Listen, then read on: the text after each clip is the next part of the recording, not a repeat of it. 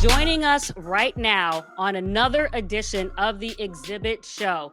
You've seen him before on shows that I've done, The Crew, Undefined with Josina Anderson and things like that. And most recently, you saw him at the Linc participating in beating the Eagles 24-15 in Philadelphia. Please welcome to the show Chicago Bears safety Kevin Byard, two-time Pro Bowler, two-time first-teamer, and current NFL interception leader with 6. Welcome, Kev, to the show. What's going on?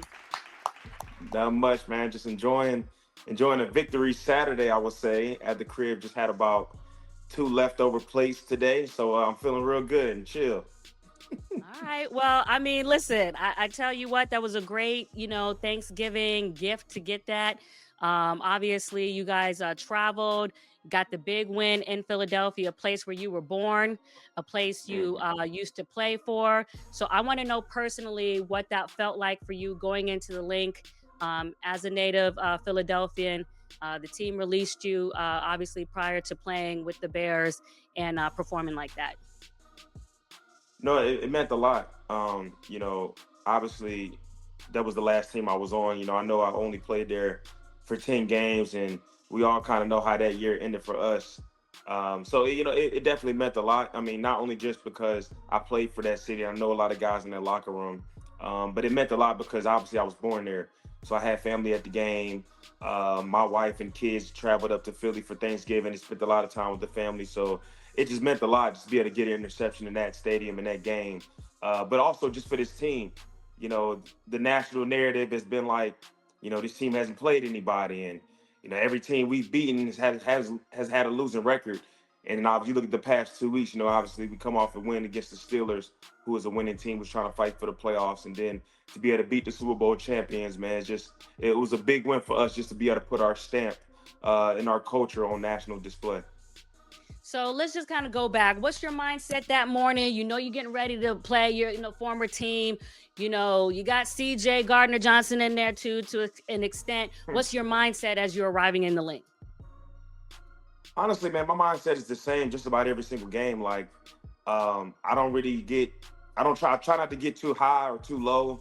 I just try to stay neutral throughout, especially as I'm like arriving to the stadium, wake up in the morning, try to keep the routine the same, get up, get some good breakfast, stretch, get a little bit of treatment and stuff like that. But obviously as you get to the stadium and you get to seeing familiar faces and obviously the atmosphere, we all know what Philly games is like, the crowd, you definitely kind of get a little bit more juiced up. Man, it was same as far as my routine, but obviously just trying to go out there and get a win and play at my best football. So when you're coming into that game, beyond your normal duties, being a safety, what was your focus? Because we know Saquon Barkley finished that game, I believe, with 13 carries, 56 yards. Jalen Hurts just had, 4 for 31. So what were you trying to particularly accomplish? Well, I think for us, for me personally, try to limit any explosive plays down the field. That I feel like being the free safety, being the guy that's always deep back there in the post, just limiting those big plays, and that's what I try to do every single week. But we knew this week, with obviously Saquon being a home run hitter every time he touches the ball, A.J. Brown, Smitty, all those guys, and obviously Jalen Hurts using his legs. That was as far as my responsibility that I felt like I needed to make sure that I handled. And I think we did it pretty well. Obviously, Saquon, we bottled him up for the most part. I know he didn't probably get as many touches as he would like to. But no, I think we did a pretty good job. Obviously, I think they had 9 points. 6 points basically up into the fourth quarter. So I feel like it's a defense we played really strong and kind of handled our keys to victory, I would say, that we needed to handle. And there's a lot of talk about what's wrong with the Eagles offense. Is it the offensive coordinator? What's going on? I know that was the first time that you played against the Eagles since you've been with the Bears, but just in your film study and comparing how, they were, playing, whether it's the beginning of this season or whatever you've seen from them a season before, is there anything that you can just, expand on that looks different about how they're playing now to you just from analyzing them through your own defensive eyes? Yeah, man, I could definitely say that even just watching the film going into this week, you're kind of looking at all the games that they've played. They're definitely not the explosive team that you've seen from the previous year, the year they won the Super Bowl last year. You're not seeing those explosive plays out of Saquon. Obviously, he's still a great player. So in your mind, you're still trying to tell yourself, like, hey, I know that the success of Saquon, AJ, all these guys is there right now, but these guys are still fantastic players, and we know what they can do. But no, they're not the explosive team that they were last year. I don't think that it's something that like, oh, AJ sucks or Saquon sucks this year. It's definitely not the case. No, because But you know they're he dealing still with got injuries. 150. Yeah, he still got 150 rushing yards when he's playing the Giants, his former team. So we know Saquon Yeah. can get off a finish. Go ahead. No, absolutely. And AJ, he actually got off last night too. I think he had like 12 catches, 100 some yards. But no, I mean they got injuries. On those guys, knowing some guys in the locker, I know their O line is banged up. I know like Lane Johnson, he's always been out. He's a pillar to their team. I know guys like Landon, Cam, all those guys been dealing with injuries. So, and you know Philly, man, the philosophy in Philly is building through the trenches, and when you have those guys in the trenches that are banged up, you know it's hard to get that run game going, creating the lanes that Saquon needs to hit those home runs, and then yeah, and then obviously you can see it's probably some disconnect within the pass game, and you know obviously that's been covered all season long with AJ and all those guys, but nah, man, but that team starts with Saquon, and he's not having the success that he normally has, so I think that's probably where it starts right there. hmm And it's funny because I saw some of the footage when y'all were coming down in the tunnel, and CJ Gardner-Johnson, well, obviously a former Eagle, like Yeah. yourself, he's entering in the locker room and he's like, "Did I lie? Do I lie? I told you they was gonna fall. I told you they was gonna fall." You know what I'm saying? So he's talking like that and Yeah. everything. So I'm just trying to say, I know you're not him, but what did he mean by "I told you they was gonna fall"? What does that mean? No, listen, like that's one of the things that like I even try to talk to CJ before the game, like during the week, like, and he obviously when he signed here, like he had that game circled for sure. Like, obviously he has a way more declarated history with Philly than me. So this game meant a lot more to him for sure, and he kind of just talked about just throughout the whole week, like man, wanting to get some get back. You know what I mean? Like he didn't even really know how he was going to handle the pregame. Like we was talking early in the week, maybe a couple weeks ago, like, man, I'm not even gonna go out there for pregame. Like I'm gonna be too emotional. Oh But then he Lord. decided to go out there. No, he was amped, like, and, he obviously was saying it, like, man, they front runners, da da da da. Because obviously it just meant a lot more. And anybody that knows CJ, he's an animated guy. He don't really got no filter. He gonna say how he feels, say what he feels when he want to. So, nah, man, I was happy for him to be able to get that win too. Because like I said, man, to go from a team that you just won a Super Bowl with, and to been through what he's been through this year, being traded and being released 2 or 3 times, like he's had a journey this year, so I've definitely been happy for him and the success that he's having with us too. Yeah, because you definitely don't want no incident like Dak Prescott, Jalen Carter. So if he did stay, in the locker room, the whole of pregame, that was definitely a wise move. And if you had anything with lowering the roof on that one, then I think that was definitely wise. But I also got to talk about another thing post game because we all saw the footage. Your head coach, Ben Johnson. So, everything I need you to give me the play by play because I know he's looking cool. He's looking around. It's probably looking like it's going to be a normal post game. And then all of a Right. sudden the bird chest is out. What's going on, yo? So no, so listen, I got to take it back. So it's kind of like some backstory to it. So Okay. I want to say earlier this season, it was I think it's like a local hot dog spot in Chicago, like downtown, that said Mm, something like, "Hey, if Caleb throws 4 touchdowns, we'll give free hot dogs to the old city or whatever." And he ended okay. up throwing 4 touchdowns. So they had to get the next day. When I say they had line wrapped around blocks and blocks for free hot dogs or whatever. And then so I think it was another deal where like they basically said, "Hey, we win," or so like after a win, get your head coach to take his shirt off. And so it was like a big thing that like, we was making fun of it in the locker room. I remember I was talking to him during stretch lines, like, "You gonna take your shirt off at the end of the game?" Like kind of joking. He's like, "No, I ain't doing that." Like, first of all, why you want to see my shirt? But he was trying to make a joke about it, like, "You want to see with my shirt off?" You know what I mean? It was funny.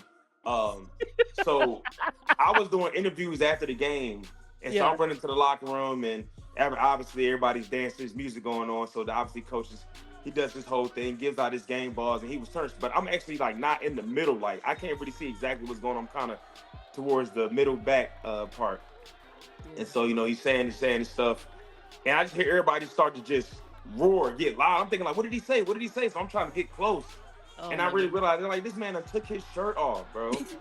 I'm like, I mean, but the funny thing is, because like Ben, if you ever be around him on the sideline or anything, he's like a silent killer, right? You Mm. probably won't even notice him on the sideline because he's so quiet. He has no facial expressions, no emotion. We'll make a huge play on defense. He won't say anything. And so, and he's like that stoic the whole game, all the way up until he comes to the locker room and like we do our prayer. Once as soon as we finish our prayer, the Lord's Prayer, he gets up and just lets off a huge scream. And that's when he starts to get animated. So he's definitely a guy that he kind of gets into his speeches and just get carried away from emotions. And he definitely got carried away taking his shirt off. And really, and to be funny, like not even on like coach was kind of ripped up. I ain't gonna lie, I wasn't expecting that. When I seen the pictures, I'm like, hey, I ain't know coach was kind of cut up like that. You know what I mean? Like he definitely been in the weight room for sure. I wasn't expecting that. You know, they be up there long hours in the office. I was expecting like a beer belly or You something thought like he was that. gonna He's have a kind of pot ripped up. belly. So Oh, yeah, but he's kind of ripped. I'm actually kind of proud of him. let me find out. Well, I'm glad, because it's really funny too, because there has been a lot of talk about the importance of post-game celebrations and how much Mhm. the coaches acknowledge the accomplishments that you all have post-game, and you could just see the animation and the enthusiasm. So Yeah. obviously I'm to a degree comparing it to the Brown situation, and the talk on Shedeur and Mhm. whether or not that should have been acknowledged with the game ball, when Right. you're looking at his stat line versus just accomplishing something for the first Yeah. time that a Browns rookie has done in his debut since 1995. So I just wanted, from a player's perspective, how important is it, for those acknowledgments post game, and not only that, but to feel that your coaches recognize your contribution. No, that it means a lot for sure. Even speaking on that situation, like obviously, his situation's been his situation, the draft slot, being on practice or not being able to kind of just being a scout team guy, not really playing, but finally getting your first start, right? And then winning your first start. And I think I've seen that, and I think everybody kind of seen like he was like the first quarterback to win his first game in like half many years, right? And we all know that like we have like a media person that works for the team. They usually gives the coaches like certain stats, right? Because like even in our games, like our coach like Ben would give out game balls and say, "Hey, I forget what game it was that we had like our 500th win or something like that in the Bears history, and or stuff like that." So I would think that they media person gave them that information. Somebody had to know that. You know what I mean? I think that would have been very dope and cool for that to have been acknowledged in that locker room. Just for the team camaraderie. You know what I mean? Because everybody knows, everybody sees what's going on, everybody sees this guy's talented, and for him to go out there and get a win, especially with the season they've had, I think that would have been huge. So I know for a fact, just me personally as a player, when you're able to get a game ball at the end of the game in the locker room, kind of being celebrated in front of your peers, the coaches, even the front office people are in there. You know what I mean? So it feels good to be able to get that acknowledgement. So yeah, anytime you can get that locker room camaraderie, that excitement, everybody's dancing excited, and then you can do a little speech. You know what I mean? Like it just means a lot for sure. Vibes. I know everything X's and O's, personnel, talent, but vibes, chemistry, energy, connectivity, Absolutely. trust, all of those things build the fabric of a team. I keep saying it, over and over. No, Everybody's listen. saying, The go ahead. best teams I've ever been a part of, and I feel like anybody can say that, are the players, and like everybody's close. You know what I mean? It's like a close unit. You know what I mean? Like that's why you see the locker rooms. Like you see the locker rooms that the teams are winning. You see the teams that really care about each other because, for even from a coaches to a player relationship, like especially, and I would just kind of say it even for the younger generation, like most guys don't really like until you can develop that type of trust with a player versus the player and coach, and the player knows that the coach actually cares about them on a human level. It's hard to connect. You know what I'm saying? To try to encourage this guy or like say, I need you to play better. I have those tough conversations because if a guy don't feel like you really care about him, then it's like, you know what I mean? Like I don't care about you. You know what I mean? It's kind of, so yeah. And It means a lot for sure. nor do we expect that player to acknowledge that from the podium. when No, that when exactly. that when that player is asked about it, we don't expect that. You definitely are supposed to and expected to be, professional about it. But it's just so funny how the most simplest and most things that you would think are common sense have to be explained, underlined. It's not about targeting a team and all these other things. You've been playing a long time. I've been covering the game, over 2 decades. You just underline simple things. Let's move on though. Still speaking about Ben Johnson, the team, you've been there for 2 years. This time, you all are 9-3 at the top of the NFC North. Last year, you were 5-12. So just tell me, top line, main thing, the biggest difference that Ben Johnson has made on this team. I think it's the accountability. I will say this: we all know he's a very, very good offensive minded coach. But I will say just this training camp was the hardest training camp I've ever had in my whole 9-10 year career. We did more tackling in this training camp than I did my whole time in the league. In practice. What? It was crazy. It was it was to the point where it was like, all right, like we guys might not make it out of this joint. You know what I mean? Like, but I just felt like he was truly trying to reset this entire culture. Like, we're gonna do stuff we've never done here before because it's like enough is enough. Like we're going up against the toughest division. We got to bring that physicality. We got to bring that accountability. We're gonna find out who wants to be a part of this team. It was huge. And think about from last year, we had a talented team last year. I know the record didn't say, but in one-score games last year, we were like 1-6. This year, I think we're like 7-1. So I would just say that's the biggest difference I feel like just with this team and last year's team is that we're in these tough situations. We're like last year was kind of like, here we go again. It's like we're in another one-score game. And Ben even told that to me on the phone when he first signed. When we finally talked, and I was during his offseason, he told me like, listen, the word around the league, like when we game planned against the Bears and like what coach used to talk about was like, get it to the fourth quarter, keep it close, and the Bears will find a way to mess it up. And this year is the complete opposite. It's like the game is close, we're gonna find a way to pull it out. Like we have the belief on the sidelines, like there's no panic. I don't care how much time is on the clock. It's like as long as it ain't 0-0, we got a chance to win. I think that's the biggest difference. Yeah, that's real interesting, because I think a lot of people had their thoughts about what Ben Johnson could or may not be as a head coach, particularly with just the various attempts in the coaching cycle and then, going back and not, going through with it. And just to see this different side of him, hear you talk about him this way, talk about, he's the silent killer, ninja on the sideline, I don't know what's going on. I think that is amazing. But I also kind of, before we move on to your defensive coordinator and Al Harris, I do want to just talk to you because when you think about, your first 7 years in Tennessee, and I know the 8th year is when you split the time between the Titans and Philly or what have you. And, the big contract when you got your first extension with Tennessee, and then obviously you get traded to Philly and then you sign back with the Bears. I remember you gave me a call. Appreciate that. Let me know where you were going. Yes, you did. Yes, you did. And, but I want you to put it into words, what psychologically, how that was different for you, mentally, how that was different from you coming off of a release. The contract size is different. You're in your early 30s, not that that's old or not, because I'm definitely way older than you.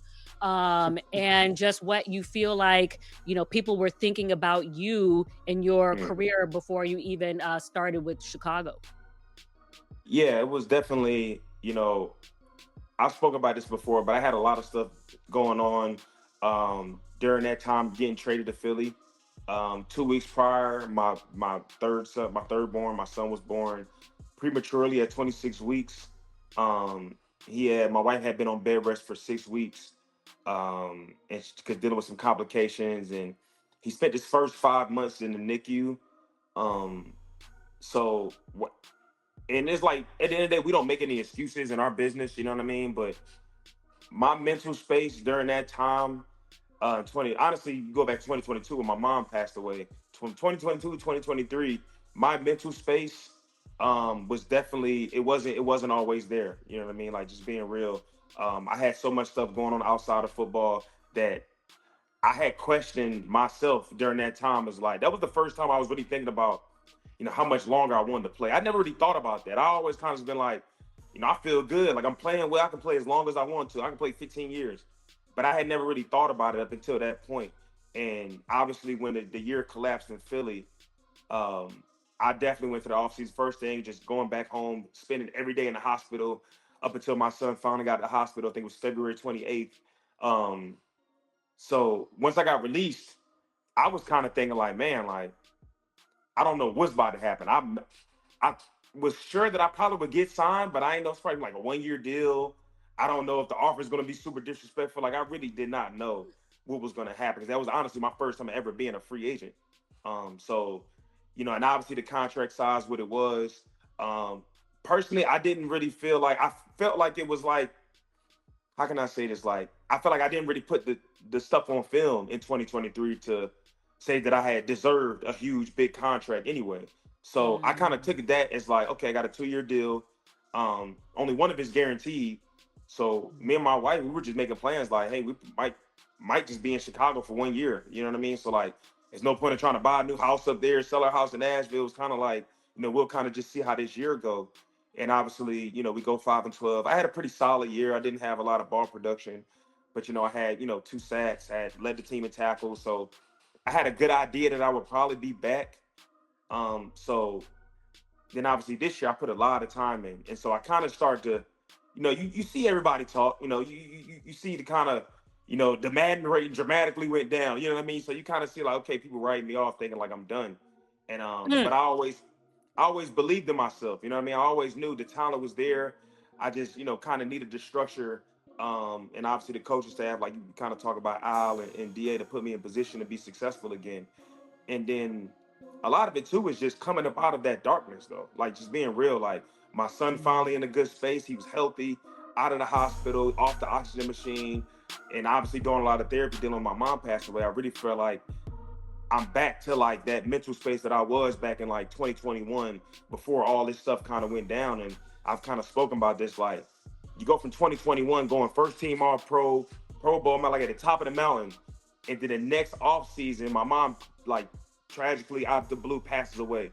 And I feel like ever since then I've been like in a valley. You know what I mean? It's like one thing after the other, one thing after the other. And so now I kind of feel like I'm kind of going back up. You know what I mean? I'm kind of out of that valley a little bit. So I think sky's the limit for the year that I can continue to have our team and for the rest of my career. I feel like I'm kind of, and obviously we can never say it's always, it's always something. But I will say that I'm kind of back out of that valley that I was in for sure. And that is so important, whether it's, my industry, your industry. It's such a blessing when you can experience the closed circle, the restoration aspect of it, Hmm. when you are in the valley and can come back up. And it's also very difficult when you're trying to fight through it and the Yeah. circle hasn't closed yet, right? And you're still trying to Hmm. understand why, I know you are a man of God and Joel 225 and just talking about, restoring you and getting back the years that you Hmm. lost and things like that. And just kind of hearing you, I guess what sticks with me is just that, you've at least gotten the benefit of some of that circle closed. Because when it's not Yeah. closed, trust me, I know that is difficult. You mentioned Al Harris, you mentioned Da. Obviously, you have a new defensive coordinator. We'll get to both really quickly. I don't want to, have you feel like it's light in one or the other. But Sure. what would you say is the biggest difference in the defense this year with under Da Dennis Allen? That is. No, I think Dennis Allen has done excellent job this year.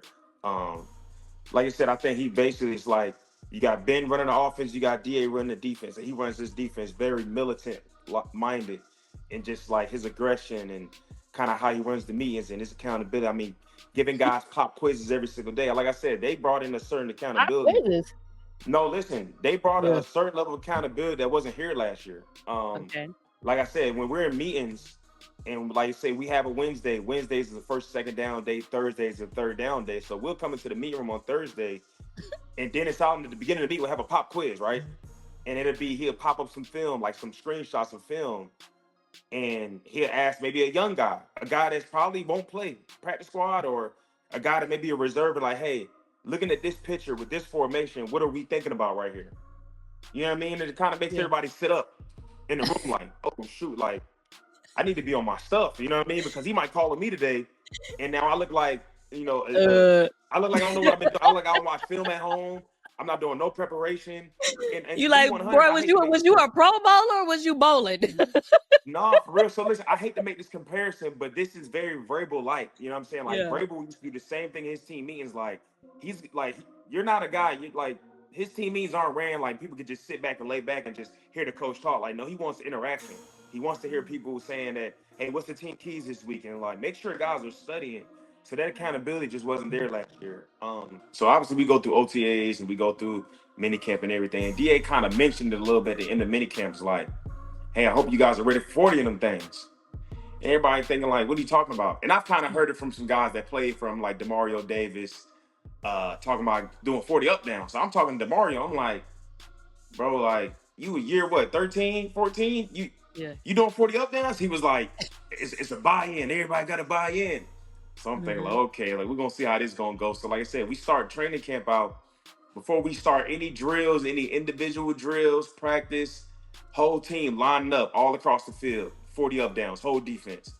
And if you can see that footage of some of those defensive line guys tapping out at like 15, 20, it was hilarious. But no, it's definitely like it's a special bond that I think he's building. Like I said, he came in definitely with the accountability part of it, but just creating that team bonding. Anytime we sign anybody throughout the year, like just this previous week, we signed Jalen Reeves-Maybin, we signed a linebacker, and we signed like two other guys at defensive line. And so before the start of the first practice of the week, but it's usually, matter of fact, it's usually like on a Friday, like a Friday practice, because I guess he'll kind of let them build up throughout the week. And 40 up downs at the start of practice, like if we all circle them up and we're counting them down for everybody. So it's just a fun thing that we do, kind of like a tradition. It's pretty cool. Now, are up downs like burpees, like where you just go up and then you put your and then kick your legs out? Is that what an up down is? Basically, it's basically like, you kind of get your feet how you chop your feet in Uh-huh. place.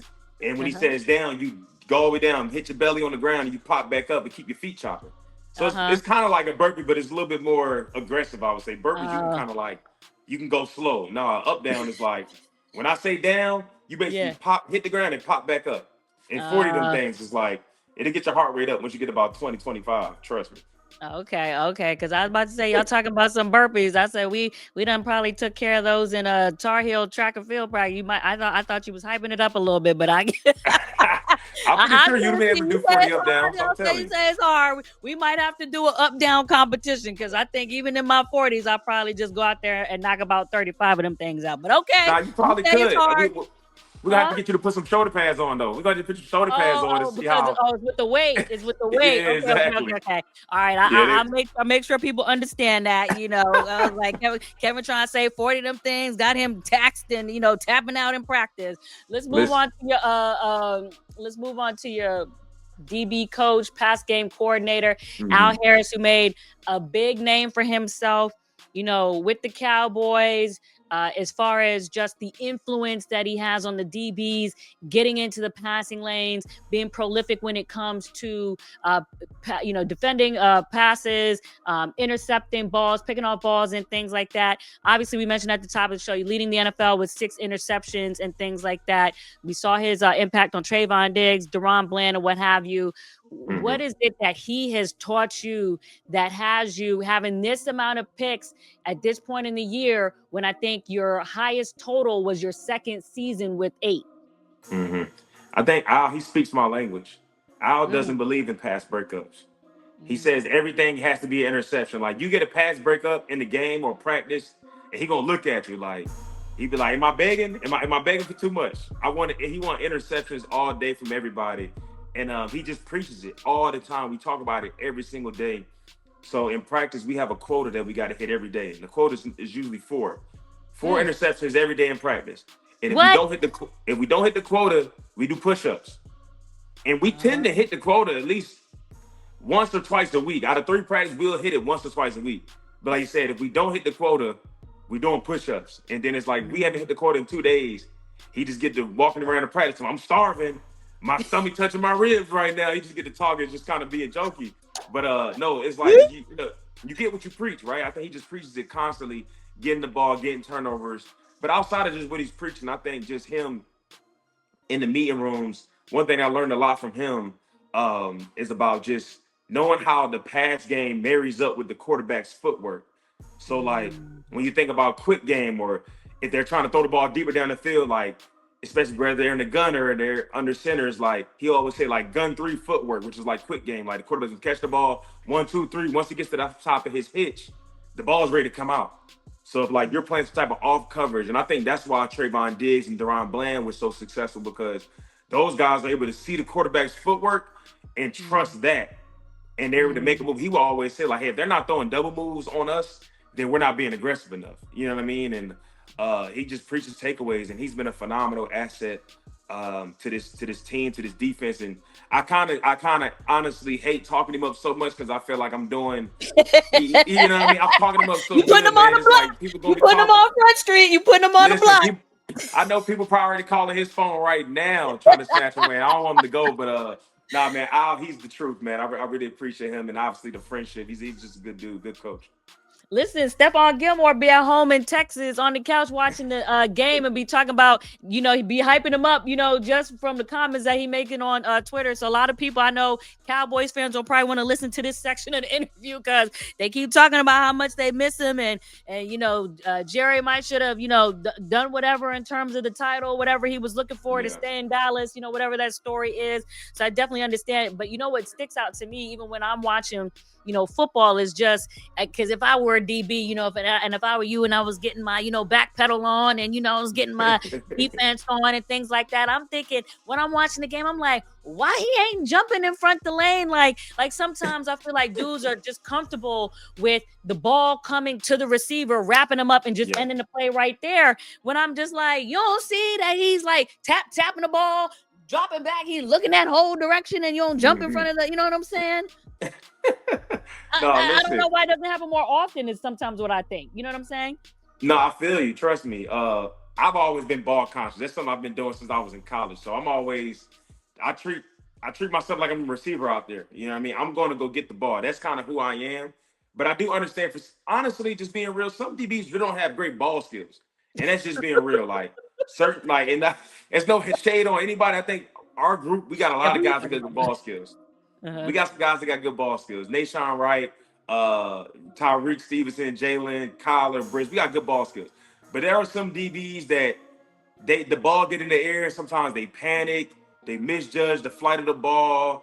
And so sometimes they are just comfortable with just knocking the ball down, because, maybe they're just either scared to get caught on or whatever it may be. But no, like, he's going to, and like you said, he's going to make jokes about it too. Like, he's not going to just let it slide. He's gonna pull up the film in the film room. Like, what was you doing right here? Like, why we need this? And he would he would tell us, he would give in the read, like, tell me I'm not begging. If I'm begging, then I'll just let it go. But he's like, we need the ball. We talk about as a group, and that's just how we believe as DBs. The same thing for defensive line. Sacks get those guys paid. Interceptions get us paid. PBUs don't take care of the family. You know what I mean? Like, interceptions take care of the family. So you want to get taken care of, go get the ball.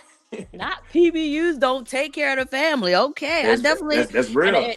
I definitely hear that. Just like, wide receivers need touchdowns, like you said, rushers need sacks, and you guys need interceptions. I need scoops and interviews and all that. Hey, we all understand what puts the turkey in the middle of the table. So trust me, I definitely understand. You mentioned Nation, right? Y'all going back and forth with this interception competition? Nah, for sure. We had a discussion before the start of the year. Me, him, and Tremaine Edmonds. We got a little bet going on. We got some turkey on the line for sure. Who's gonna get the most interceptions at the end of the year? So obviously I'm winning right now. But Deshaun, he has the most takeaways in the league right now. I mean, he got like three fumble recoveries, something like that. But it's only an interception bet, so I'm gladly that we kind of made that bet from the jump. And I know it's not for turkey. What is it for real? What or can you even say? We got wait. No, it's some money on the line for sure. Okay. I was trying to put it PG, but now it's some money on the line for sure. Okay. So, we talking five figures? We talking We talking six figures? Yeah, at the end it'll be five figures for sure. It'll be five figures for sure. Yeah. Okay. But I think it's like a whole pot. It's a pot of money that we all put in.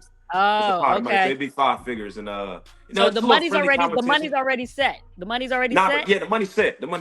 Okay, so we got weekly bet. How much is it? Nah, it's just everybody. So Nashawn and Tremaine basically 5 bands a piece.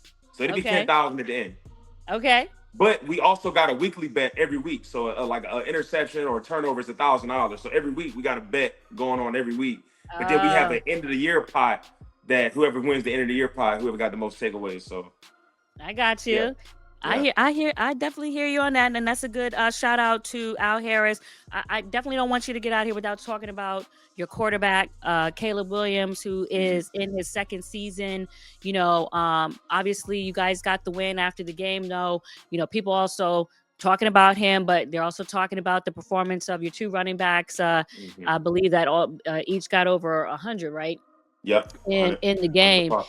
100 apiece. So, what would you say is what you see, regardless of whether it's showing up on the stat line as much or not? What is the improvement that you see in Caleb? Yeah. Okay. That's not showing up on his stat line. Okay. That is a mark of just the thumbprint of Ben Johnson being there. I think the biggest thing he's been doing this year is taking care of the ball. Obviously, we're leading the league in takeaways, but I think we're leading the league in turnover differential because he's been doing a great job of just taking care of the ball. I know he threw an interception last night, but it was kind of on like a tip pass from the screen. Like, I mean, obviously the defensive end made a great play, but he's just been taking care of the ball. And I know like the completion rate is not what he would want it to be. Ben doesn't want it to be. But like I said, I think he's just doing everything he needs to do to not lose the game. And I think sometimes, Mm. Caleb has won a lot of games for us. Like, don't get me wrong. I mean, you think the Cincy game, he's putting the team on his back a lot this year. But I think more often than not, he's doing a way better job of like last year was kind of a lot of that big play hunting all the time. And sometimes it was like, sometimes he just take the check down right there. You know what I mean? I think he's been on a way better job of taking the check down.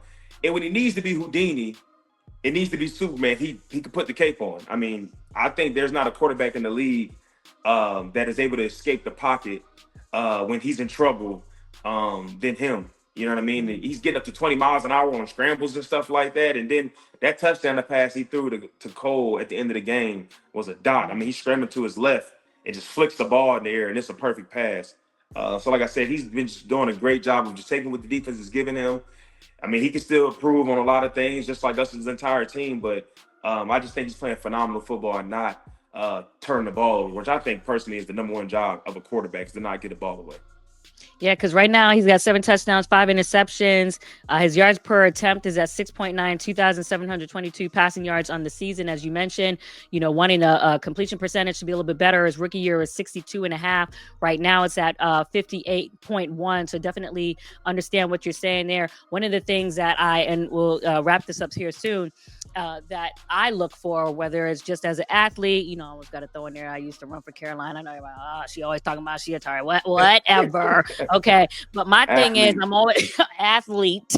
I'm always looking at body language, but not just body language, right? But I'm also looking at your ability to endure with keeping your disposition, your body language, your emotions, your energy, and your momentum up Yeah. for the entire time that you're on the stage. So whether for me it's on the track, whether for you it's on the football field, we talk whether you want to call it Mamba mentality, because Hmm. if a basketball game Kobe down by 20 or 30, he is barking at you or talking or in that opponent's ear like he is up by 50, even if he's down by 25. You know what I'm Yeah. saying? And I think Hmm. that type of mentality is a special trait to stay up. So where when you go on and sit back on the sideline on the bench, is not, you disengaged, Hmm. or something didn't just go your way. Y'all not clapping it up and staying engaged, and not just doing that, Kevin, but being able to sustain that energy like that Right. for 4 quarters. So, Yeah. as far as his expression, his countenance, and things like that, what do you see with Caleb, and do you feel like he's grown, or where is there areas, that can still be lifted up in that regard? No, he's absolutely grown in that area. I think that was kind of the things that I know for a fact. Ben kind of talked about it with him just this offseason about, the body language stuff. I mean, we all seen a couple games last year where it was like he would be sitting over there with the OC, and it's kind of like they basically don't even want to look at each other. You know what I mean? It's kind of like that disconnect. And like, I think he's just grown, the growth that he's shown just in all levels of his game, but that in particular for sure. Now, Caleb's going to be Caleb. You know what I mean? I love the emotion that he shows. Man, if it's good or bad, sometimes you have to be yourself. You can't try to just turn somebody into a robot.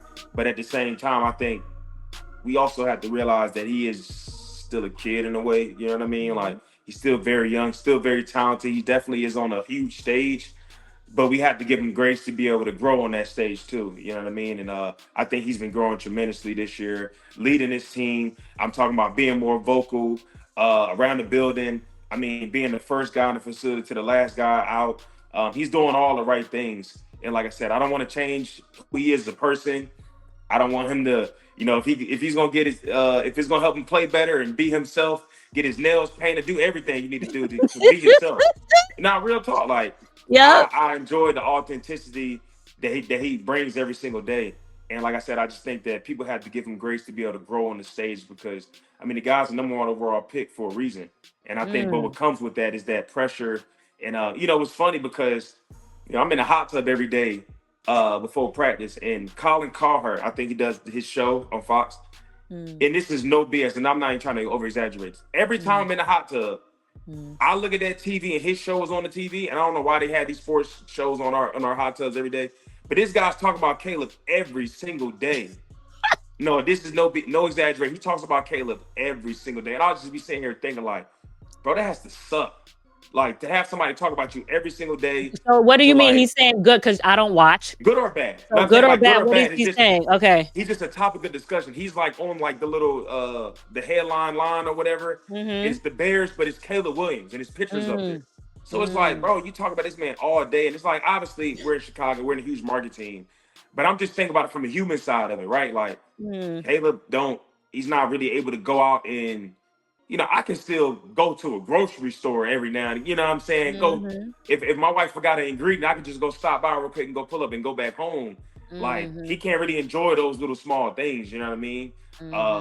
Even if it's going to a restaurant, all these things like, so, you know what I mean? I just kind of look at it like, man, he's still a human and we got to be able to give him that grace. He's a really great football player and I think he's going to continue to grow and be better.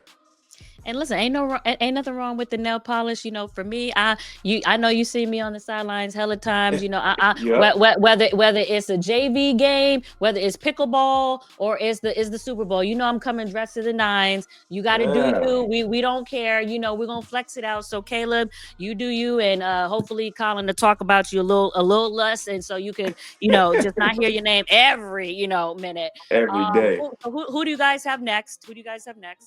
So we go to Green Bay. We're going to Green Bay next week. So you going to Green Bay. The games get bigger and bigger. They get bigger and bigger. Games getting bigger and bigger, but you guys are first in the NFC North. So before you talk about the Packers or what have you, I just want to know, people blowing y'all up saying, okay, y'all starting to announce yourselves in the division. Where can this team go? Is it I don't know. People were even saying this and thinking Ben Johnson's first year, but what's the limit for y'all? What do you believe in can be done? No, like I said, I think sky's the limit. I think it was kind of starting a little bit after we beat Minnesota. We beat Minnesota at Minnesota. I think we were 7-3 at the time, and I just remember we had like a leadership meeting that morning. I was talking to Ben about some stuff, and he asked me to kind of address the team a little bit, and I kind of just spoke to the team about like, listen, we're in a great position, right? We're 7-3. We control our destiny. But I'm like, at the same time, like, we haven't really done anything yet. I understand that, like, this city and this team haven't really won a lot. I think this is our best winning season since 2018. Like, and the city is on fire right now. They're making, like, TikTok videos with songs. People get in the studio, record music about our season we've been having. Everybody's showing us love, you know what I mean? But I'm like, listen, like, nobody remembers what you do in September and October. You know what I mean? The only thing is to remember, and you want to be a great player, a great team. You know what I mean? You want to not have to pay for a dinner in this city ever again. They remember what you do in December and January. So that's what we're building towards. You know what I mean? So like, just trying to keep the guys focused on what's in front of us, because we're kind of in like uncharted waters a little bit. The main core guys on this team haven't won before. You know what I mean? Like, obviously, outside of, like, Tremaine, TJ's been to a Super Bowl. But, like, the main guys who were, like, drafted to the Bears, they haven't really been in this position before. So it's, like, uncharted waters. And it's, like, just not getting too caught up. Like, enjoy it. We enjoying this special season we having, but let's not get too caught up in it because our goals is a lot bigger. And I was talking on the bus last night after the game. It's like, why not us? Like, why not shoot for the number 1 seed? You know what I mean? Like, let's not just think about just winning the division and all that. It's like, we can get to that number 1 seed. Now, obviously, we got a tough schedule. It's not going to be easy at all. But every other team that's in our position, Green Bay, Detroit, the Rams, see how all these teams, everybody has tough schedules. We all got to play each other towards the end of the year. So we'll find out pretty soon about how everything's going to go. But yeah, we're shooting for the moon. We're trying to get the number 1 seed. We're trying to host a playoff game. And obviously, try to, win a playoff game and then go into the Super Bowl. So that's our goals for this year. And it's just good that we control our own destiny by the work that we put in and what we do. Because I know those Packer team that you're getting ready to face barking too. Micah Parsons, I think he had 12.5 sacks on the season. Defense trying to ball out. So, are y'all gonna be, back and forth trying to prove who's a better defense? Who's gonna be closer to shutting out the offense with the bagel, and things like that when y'all match up? Yeah, so this rivalry. I mean, we haven't been on the winning side of it for a while. So, but I know for this organization, you can do it. It's kind of like the Michigan and Ohio State type thing. It's like, I don't care how many games you win that year, just beat Green Bay. You know what I mean? So like this week for sure is going to mean a lot just for this organization, for this team. And it's funny because we actually played them like 2 out of the next 3 weeks. Like we play Green Bay, then I think we go play Cleveland, then we play Green Bay again, which is weird. But no, this game is going to be huge. And like you said, their defense is balling. Our defense is balling. It's 2 teams that really just don't like each other. You know what I mean? Like, especially like the fan bases. So I can give you a funny story. Like when I first signed here, and I didn't really realize how big it was. When I first signed here last year, it was a preseason game. I think we were in Buffalo, and we had a bunch of fans travel. And this would be like this in a bunch of other games, but like randomly, like F Green Bay chant just broke out. This didn't happen in multiple games, preseason games, and I'm thinking like, is it that deep? Like y'all hate Green Bay that much? Y'all just like, we're at a whole nother game. We're winning this other preseason game, but y'all just want to say F Green Bay. So, like, I've been indoctrinated on how serious this rivalry is, so and how much it means for the organization. So it's gonna be a huge game for us on Sunday. We're actually going to Green Bay too, so it's gonna be a big game. Yeah, because I think Adam Schefter, and I don't know if you saw the bite. I'll probably pull it up and maybe insert it into this interview. But I think Adam Schefter dropped a bite from your head coach that he had in the introductory press conference. He said something about, being used to beating the other head coaches in the NFC North, but he always enjoyed being able to beat Matt LaFleur all the time. So, he said something about Matt. Did you see the bite? No, I seen it in this press conference. I think, like I said, I think it's really just kind of like a nod, or just really just this is what this organization, this is how they feel about Green Bay. Like, yeah, like Detroit is obviously a tough opponent. Minnesota, all those games mean a lot, but this Green Bay is just different. You know what I mean? Like this, and I think it goes back. I forget what it was. I don't know the exact story, but I think this goes back to like the 50s or something like that. Like when this team was first like bought, or it goes way, way back. You know what I mean? So like I said, it's deeper than me, Kevin Byard, for sure. Trust me, it's deeper than me. So, and what's your number 1 hype song right now going into the game and in your ears when you are getting yourself together? What's going to be in the ears before this Packer game? Number 1 hype song. To get you going. So right now, Meek Mill's just dropped a 4-pack of music. I really like that Meek Mill. It's a new Meek Mill out, because I'm old now, so it's a new Meek Mill, because I'm still on. I'm a boss. Oh man, that Meek Mill came out when I was in college. That was way back. I'm still playing Ricky Rose, talking about we in Philly. All right, 1, 2, we be there in 45. All right. No, Meek Mill just dropped like a 4-pack EP or something like that, and it was pretty dope. I like that. Okay. It's funny though, because like on game day, like I usually go back to like music I was playing in high school. I don't know, it's kind of just takes me back. So I play like Jeezy. I gotta have Jeezy every game day. I gotta have Future every game day. What's the Jeezy song? What's the OG Jeezy song? It's any of the Trap or Dies, honestly. Like Trap or Die 1, 2, 3. Like I can't really say the song. It depends what it is. It's got to be Jeezy or like Hustlin's Ambition off his Recession album. That's my song right there. But also it's funny and like I love listening to Gucci Man, old school Gucci Man, like 08, 06, like that. When I like my high school Isn't it time. Gucci Mane? Is it you call it Gucci Mane? I just said Gucci. I mean, I'm saying just for the people. I call him Gucci, or I call him Guwap. Actually, I call him Guwap. Oh, Guwap. Okay. Yeah, we call him Big Guwap. But his music, his old music, like back when I was in high school, it just takes me to a whole nother like. It puts me in that mode for sure. It puts me in the mode to go hit somebody. All right, this is the bite right here. Hold on, I wanted to hear it. I want to stay in this division.